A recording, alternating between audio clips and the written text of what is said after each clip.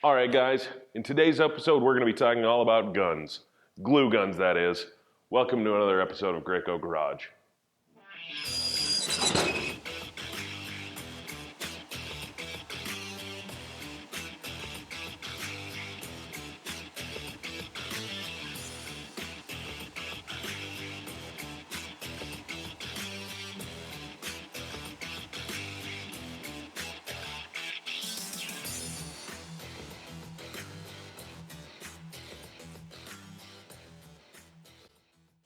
All right, guys, in today's episode, I'm going to be working with the GM100. We'll be connecting this to a hose, mounting it on a bar, and connecting the air supply as well as the trigger. For today's episode, I'll be using an 11/16 and a 9/16 wrench to connect that hose. We'll be using a 3mm and a 5mm Allen wrench to connect the bracket to the hex bar. For the air supply, we're going to want to supply the gun with a 3/8 inch air line all the way up to the gun where it will reduce to a 1/4 inch. And then the trigger will be a standard M8 plug. This gets supplied with the gun and then wired into whatever trigger source you have. All right, guys, first thing we want to do is loosen the 3mm set screw in the front of the gun. This does not need to come all the way out, just loose.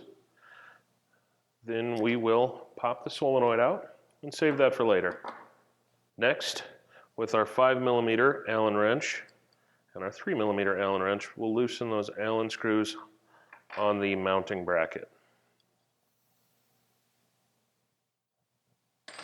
Now we can swing the mounting bracket out of the way. We can position it on our bar.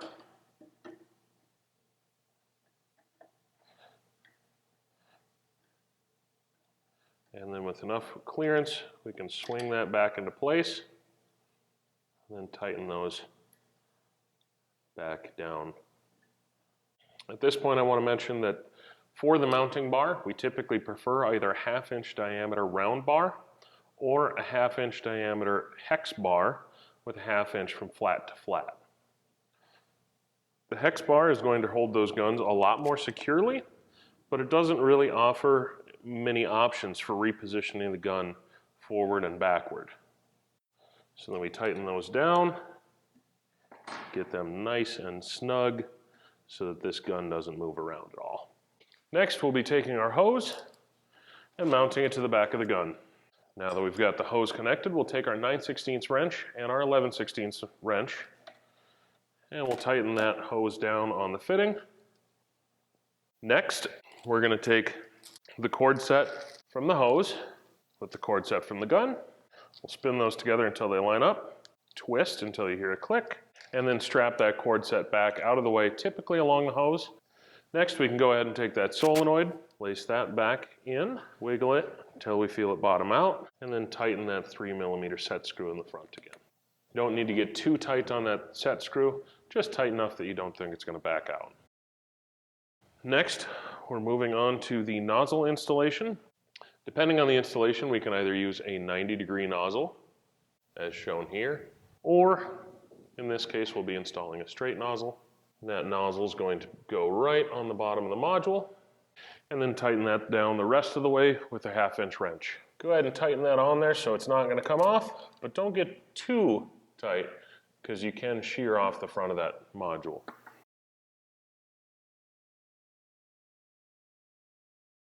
We'll plug that into the solenoid, tighten that down, and we can strap that cord back along the hose with the gun cord set as well.